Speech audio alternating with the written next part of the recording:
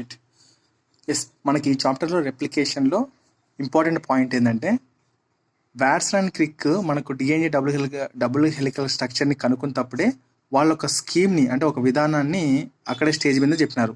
So దాని పేరు ఏందని చెప్పిన అంటే ఇక్కడ ఏదంటే ఎస్, డిఎన్ఏ రెప్లికేషన్ అనేది ఎప్పుడు కూడా సెమీ కన్జర్వేటివ్ రూపంలో జరుగుతుందని చెప్పేసి 2 స్టేట్మెంట్లను పాస్ చేసినాడు. 2 స్టేట్మెంట్, ఒకటేమో డిఎన్ఏ డబుల్ హెలిక్ స్ట్రక్చర్ ఉందని, రెండో స్కీమ్ ఏంటంటే ఇది డిఎన్ఏ రెప్లికేషన్ అనేది సెమీ కన్జర్వేటివ్లో జరుగుతుందని చెప్పినారు. అంటే వీళ్ళు ఆ రీసెర్చ్ చేసేటప్పుడు దీన్ని ఎలా జరుగుతుందో ఈ స్కీమ్ అంటే ఏంది డిఎన్ఏ రెప్లికేషన్ యొక్క సెమీ కన్జర్వేటివ్ అనేది ఎలా జరుగుతుంది అనేది ప్రూఫ్ చేయలే. సో వీళ్ళ తర్వాత రైట్ ఇది చెప్పే ముందు వీళ్ళు ఒక స్టేట్మెంట్ ఇచ్చినారు స్టేజ్ మీద. మేము డిఎన్ఏ డబుల్ హెలిక్స్ స్ట్రక్చర్ని కనుక్కున్నప్పుడు సెమీ కన్జర్వేటివ్ అనే డిఎన్ఏ రెప్లికేషన్ ప్రాసెస్ని కనుక్కున్నాము కాబట్టి ఉంది అని మాకు అర్థమైంది, కానీ దాన్ని ప్రూఫ్ చేయలేకపోయినామని చెప్పి స్టేజ్ మీద వాళ్ళు అన్నారు. సో వీళ్ళ తర్వాత వచ్చిన సైంటిస్టులు ఎవరంటే ఎవరు Matthew Meselson and Franklin Stahl. ఈ ఇద్దరు సైంటిస్టులు ఏం చేశారంటే వాట్సన్ క్రిక్ కనుక్కోలేని scheme DNA semi conservative DNA replication విధానాన్ని చెప్పినారు, కానీ ఎక్స్పెరిమెంటల్గా ప్రూఫ్ చేసింది మాత్రం ఈ ఇద్దరు. దేంట్లో చేసినారంటే ఫస్ట్ ఈకోలై బ్యాక్టీరియాలో చేసినారు, దాని తర్వాత హయ్యర్ ఆర్గానిజమ్స్లో అంటే ప్లాంట్స్ కానీ తర్వాత హ్యూమన్ సెల్స్లో కానీ. చూడండి, ఇది very important. The experimental proof yes, the experimental proof అనేది ఈ ఇద్దరు చేసినారు. ఇక్కడ చూడండి. So it is now proof and that DNA replicate semi conservatively. Yes, ఇప్పుడు మనకు అర్థమవుతుంది డిఎన్ఏ రెప్లికేషన్ అనేది సెమీ కన్జర్వేటివ్ జరుగుతుందని. బట్ ఎక్స్పెరిమెంటల్ ప్రూఫ్ చేసింది ఎప్పుడంటే it was experimentally proof first in E coli bacteria చేసినారు, తర్వాత దాని తర్వాత హయ్యర్ ఆర్గానిజమ్స్ అయిన ఉదాహరణటువంటి ప్లాంట్స్ హ్యూమన్ సెల్స్లో చేసినారు. ఈ మూడిట్లో చేసింది ఫస్ట్ ఎవరంటే ఎవరు మ్యాక్లీ మెసిలిసన్ అండ్ ఫ్రాంక్లిన్ స్టైలీ. ఎప్పుడు 1958లో. వీళ్ళు డిఎన్ఏ రెప్లికేషన్ ఎప్పుడు కనుక్కున్నారు? 1953లో కనుక్కున్నారు. బట్ ఇతను మాత్రం రెప్లికేషన్ అనేది సెమీ కన్జర్వేటివ్ కూడా జరుగుతుందని 1958లో ఎక్స్పెరిమెంటల్ ప్రూఫ్ చేసినారు. ఆ ఎక్స్పెరిమెంట్ ఏంటంటే దానికి 2 విధాలుగా అంటారు ఆ ఎక్స్పెరిమెంట్ని. ఒకటి మ్యాక్లీసన్ స్టైన్లీ ఎక్స్పెరిమెంట్ అంటారు.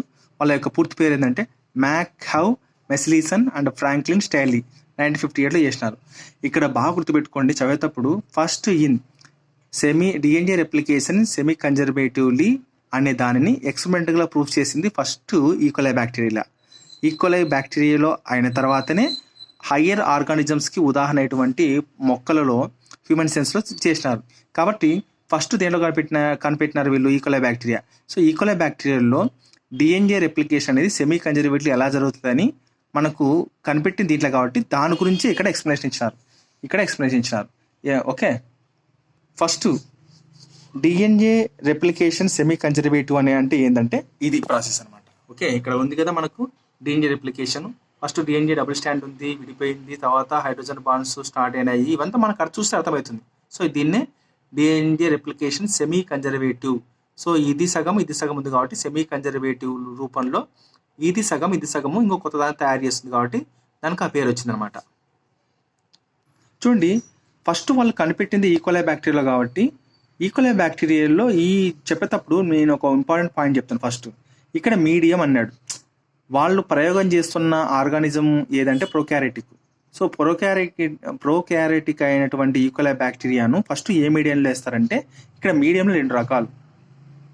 ఒకటి N15H4Cl అనమాట. ఓకే, ఇంకో మీడియం ఏంటంటే ఇది ఎక్కడ. సో ఫస్ట్ మీడియం వచ్చేసి NH4Cl, ఇది N15. ఇది ఒక మీడియం, దీంట్లో పెంచుతారు ఫస్ట్. దాని తర్వాత వచ్చేసి NH4Cl, ఇది 14.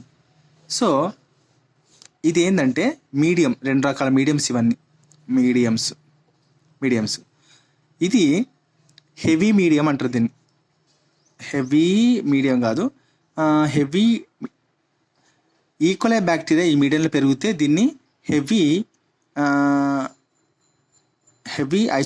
ఐసోటోప్గా ఉంటుంది అన్నమాట. రైట్, సారీ ఈకోలైబ్యాక్టీరియా ఈ మీడియంలో పెరుగుతుంది, తర్వాత ఈ మీడియంలో పంపిస్తారు. రైట్, ఇక్కడ ఈ మీడియాన్ని ఎందుకు ఉపయోగించుకున్నారు ఈకోలైబ్యాక్టీరియాలో పెంచడానికంటే, మనకు ఈకోలైబ్యాక్టీరియాలో ఈకోలైబ్యాక్టీరియాలో ఉన్న డిఎన్ఏలో ఏముంటాయి, నైట్రోజన్ బేసెస్ ఉంటాయి.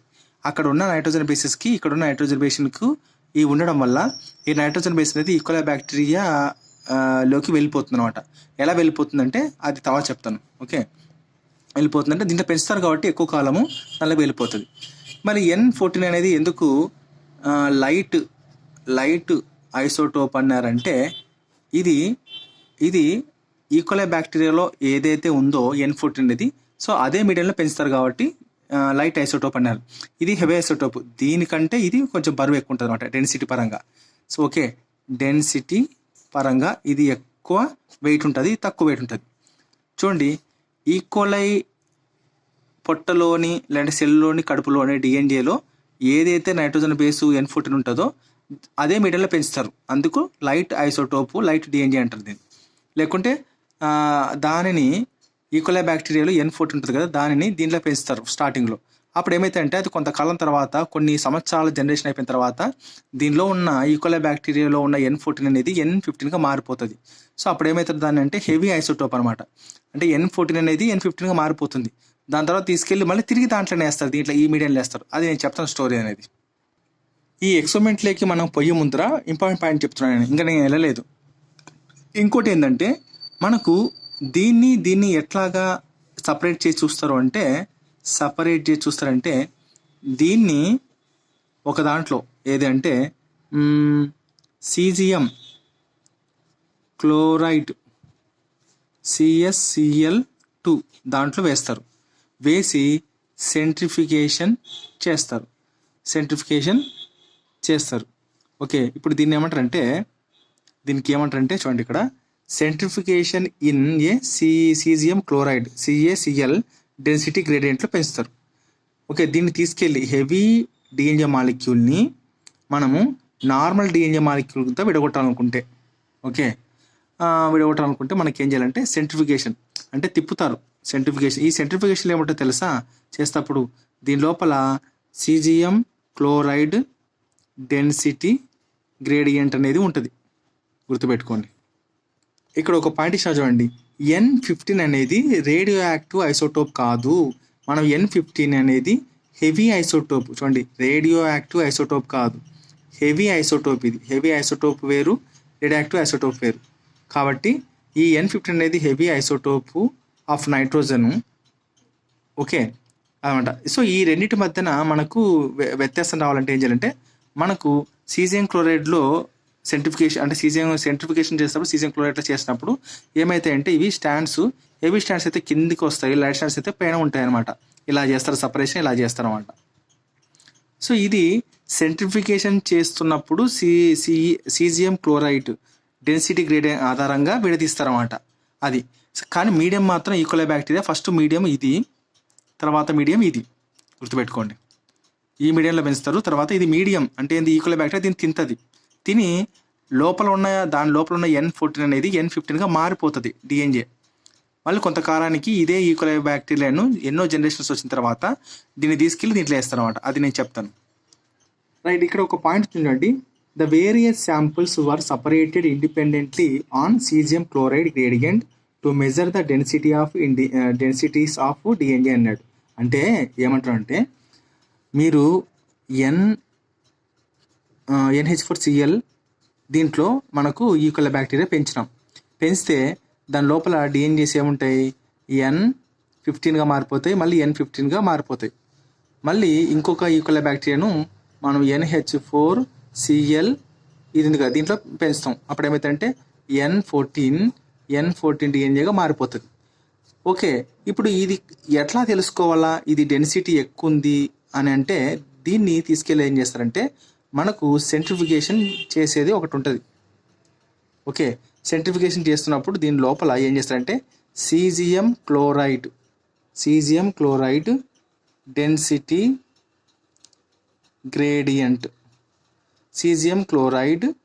గ్రేడియంట్ దాంట్లో దీన్ని వేసినప్పుడు ఇవి స్టాండ్స్ ఇట్లా కింద ఏర్పడతాయి. హెవీ అంటే ఎందుకు, బరువు ఎక్కువ కాబట్టి. మరి ఇంకొక ఈక్వల్ బ్యాక్టీరియా దీంట్లో NH4Cl దీంట్లో ఉండే స్టాండ్స్ ఇవి కాబట్టి దీన్ని లైట్ డెన్సిటీయా హెవీ డెన్సిటీ అని కనుక్కోవడానికి ఏంటంటే సేమ్ మళ్ళీ ఇంకొక దాన్ని తీసుకెళ్ళి దీని లోపల సీజియం క్లోరైడ్ దాన్ని వేసి డెన్సిటీ గ్రేడియంట్ సెంట్రిఫికేషన్ చేసిన తర్వాత మనకు ఇట్లాగే ఇలా లైట్ స్టాండ్స్ వస్తాయి. బరువు అనేవి కిందికి వస్తాయి, లైట్ అనేవి పైకి వస్తాయి. ఫర్ ఎగ్జాంపుల్ ఇంకోటి తీసుకుందాం, ఏంటంటే ఇట్లా బరువు కిందికి వస్తాయి, లైట్ పైకి వస్తాయి. మధ్యలో వస్తే ఏమవుతాయి అంటే హైబ్రిడ్ అవుతాయి అనమాట అవి. సో అట్లా అన్నాడు. సపరేటెడ్ ఇండిపెండెంట్లీ దేనికి సపరేట్ చేస్తారు ఏ మీడియంలో? దీనికి సీజియం క్లోరైడ్ గ్రేడియంట్లో. ఎందుకంటే to measure the density of gradient. Okay, ఈ డిఎన్ఏ యొక్క డెన్సిటీ గ్రేడియంట్ మళ్ళీ సపరేట్గా ఈ డిఎన్ఏ యొక్క డెన్సిటీ గ్రేడియంట్ కనుక్కోవాలనుకుంటే ఖచ్చితంగా చేయాల్సింది ఏంటంటే caesium chloride density gradient by centrifugation ద్వారానే జరిపించాలన్నమాట. అది అందుకే ఇవి మీడియంలు దీని యొక్క డెన్సిటీ కనుక్కోవాలంటే ఇది. టెక్స్ట్ బుక్లో ఇంకో పాయింట్ ఉంది, హైబ్రిడ్ అన్న దానికి ఇంకో పేరు ఇంటర్మీడియట్ డెన్సిటీ అని అంటారు. తర్వాత ఇది ఎన్ని గంటలకు ఒకసారి రీజనరేట్ అవుతుంది పిల్లలని అంటే 20 minutes ఒకసారి జనరేట్ అవుతుంది అనమాట. చూడండి, సెంట్రిఫికేషన్ ఫోర్స్ వల్ల మనకు why a molecule with high density లేకుంటే high mass density would sediment faster. కింద ఈ ఫర్ ఎగ్జాంపుల్ టెస్ట్ ట్యూబ్ మాదిరి అనుకోండి, టెస్ట్ ట్యూబ్లో ఎందుకు హై డెన్సిటీ మాలిక్యూల్ అనేది కింద పోయి ఫాస్ట్ కూర్చుంటుంది అన్నాడు. A molecule with high mass high density would sediment fast. ఎందుకు కూర్చుంటుంది అంటే ఇది ఏంది N15, ఇది N14 బరువు ఉంటుంది దీంతో పోల్చుకుంటే. ఇది బరువు ఎక్కువ, ఇది బరువు తక్కువ కాబట్టి అది కింద పోయి సెడిమెంట్ అయితే ఇది పైన ఉంటుంది.